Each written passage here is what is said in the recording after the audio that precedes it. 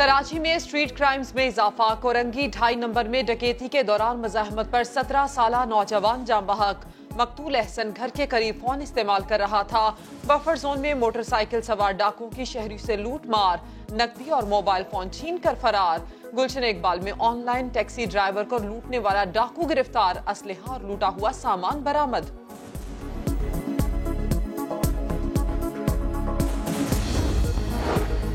लाहौर में जाली खुफिया एजेंसी बनाकर नौकरी का ड्रामा रचाने वाले जालसाज को पकड़ लिया गया। 4 रुकनी गैंग गिरफ्तार। मुलजिमान ने एंटी क्राइम सर्विस बनाकर मुख्तलिफ ओहदों के जाली शनाख्ती कार्ड बनवा कर दिए। 22 शहरियों से लाखों रुपए बटोरे। गिरोह के मजीद 3 कारिंदों की तलाश जारी।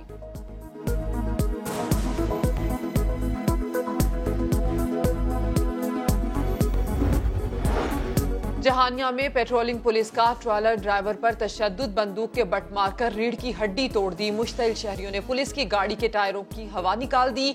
तशद्दुद का निशाना बनने वाला ड्राइवर निश्तर अस्पताल मुल्तान मुंतकिल। सालगिरह की तकरीब में छापा क्यों मारा? गोजर खान के ख्वाजा सराओं का पुलिस के खिलाफ एहतजाज। जीटी रोड कई घंटे तक ब्लॉक किए रखी। मुजाहिरीन की पुलिस के खिलाफ शदीद नारेबाजी।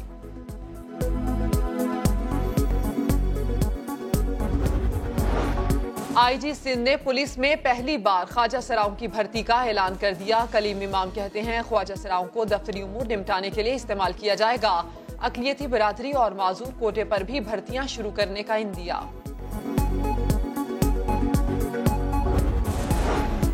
कराची समेत सिंध भर में मैट्रिक के इम्तिहानात का आगाज। पहले ही दिन तैयारियों और नकल रोकने के दावे धरे के धरे रह गए। हलशुदा पेपर्स के लिए व्हाट्सएप ग्रुप फाल। समा ने नकल माफिया के व्हाट्सएप मैसेजेस हासिल कर लिए। सक्खर और घोटकी में अंग्रेजी का पर्चा आउट। बूटी माफिया कहीं दीवार फलांग कर तो कहीं खिड़की से फुर्रे तलबा तक पहुंचाने में मसरूफ रही सही कसर मोबाइल फोन ने निकाल दी। तलबा धड़ल्ले से जवाब तलाश करके पर्चा हल करते रहे।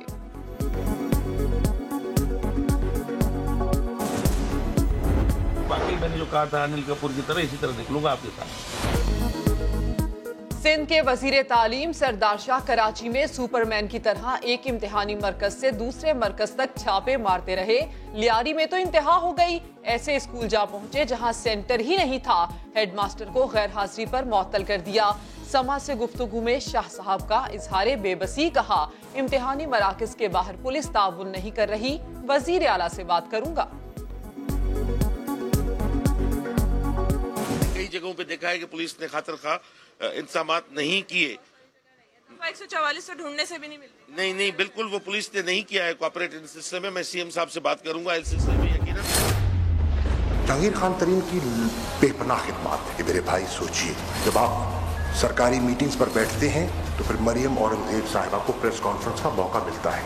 आप इस वक्त के चीफ जस्टिस जनाब आसिफ सईद मूसा के फैसले की तस्दीक होती है कि वो उस बेंच के सरबराह थे।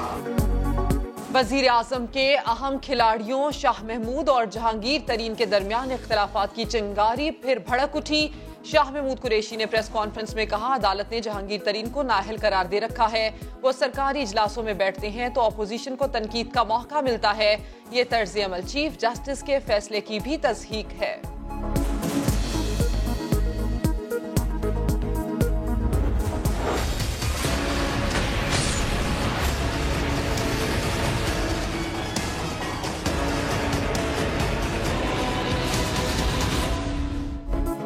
जहां भी जाता हूं वजीर आजम की मर्जी से जाता हूं। पाकिस्तान की खिदमत करना मेरा हक है। शाह महमूद समेत इस हक को कोई नहीं छीन सकता।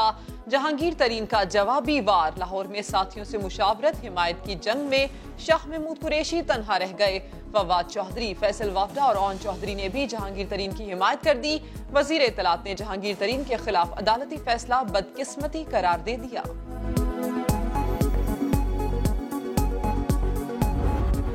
डेप्यूटी वज़ीर आज़म जहांगीर तरीन साहब है, दूसरी तरफ डेप्यूटी वज़ीर आज़म शाह महमूद कुरैशी साहब है, आपस में लड़ रहे हैं। मुल्क का बेगरक हो गया है, पेट्रोल बॉम्ब उड़ा दिया है।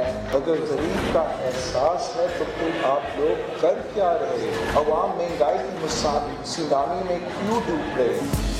दो डेप्यूटी प्राइम मिनिस्टर्स आपस में लड़ रहे हैं और अवाम महंगाई की सुनामी में डूब रहे हैं। बिलावल भुट्टो जरदारी की पीटीआई में इख्तलाफात पर तनकीद, कहा तहरीक इंसाफ को अवाम की कोई परवाह नहीं। इमरान खान नौजवानों की बात करते हैं तो नौजवान क़यादत से क्यों डर रहे हैं?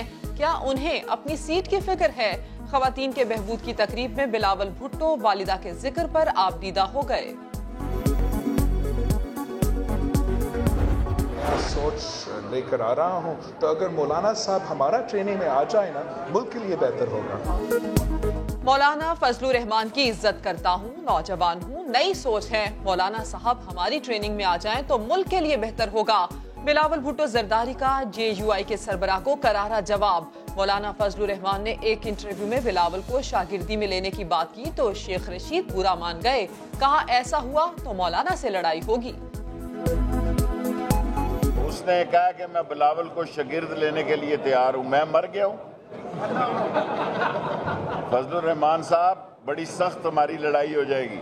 मसला जो है फजलुर रहमान साहब बड़ा सीरियस है। मैंने हमेशा आपका एहतराम किया है। कोई शक ही नहीं कि महंगाई है। बैलेंस ऑफ पेमेंट क्राइसिस में यानी कौम को, मईशत को जब उस दाने पे ले जाया जाता है कि वहां वो बिल्कुल बैंकरप्सी के दाने पे जाके खड़ी हो जाए, उसके बाद जब वहां से निकला जाता है तो उसमें हमेशा जो इक़दामात लिए जाते हैं उससे महंगाई होती है। इसमें कोई शक नहीं कि महंगाई है, लेकिन 2008 और 2013 से बहुत कम है। मुआशी बहरान से निकलने के इक़दामात से महंगाई बढ़ती है।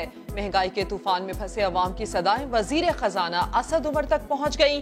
कहते हैं पेट्रोलियम मसनूआत की कीमतों में इजाफे का सारा बोझ अवाम पर नहीं डाला, हुकूमत ने तो अपना टैक्स कम कर दिया। समा असल वजह सामने ले आया। पेट्रोलियम लेवी 14 रुपए फी लीटर की इंतहाई हद को पहुंच गई।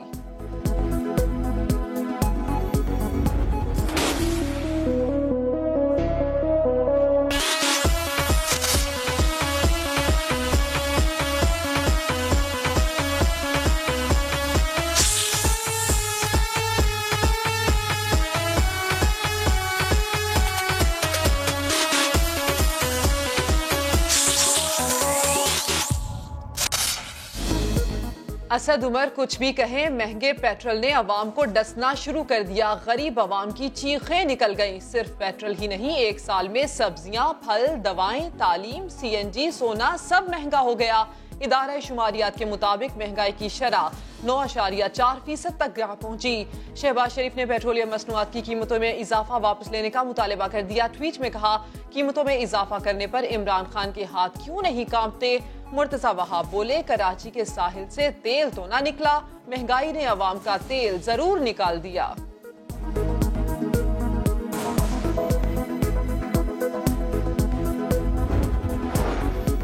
इंजीनियरिंग पढ़ी ना कोई डिग्री, पाकपतन में 8वीं पास नौजवान का बड़ा कारनामा। 2 साल में पैसा जमा करके तैयारा तो बना लिया मगर उड़ा ना सका। सड़क पर लाया तो पुलिस ने सलाखों के पीछे डाल दिया। 3000 जुर्माना भरकर जान छूटी। तैयारे पर दुनिया का चक्कर लगाने वाले फखरे आलम कहते हैं, ऐसे लोगों की तो हौसला अफजाई होनी चाहिए। करंसी स्मगलिंग केस में मॉडल अयान अली की मुश्किलात बढ़ गई। मुसलसल गैर हाजिरी पर DHA कराची में अयान का फ्लैट बहक के सरकार जब्त कर लिया गया। अदालती हुक्म पर नीलाम किया जाएगा।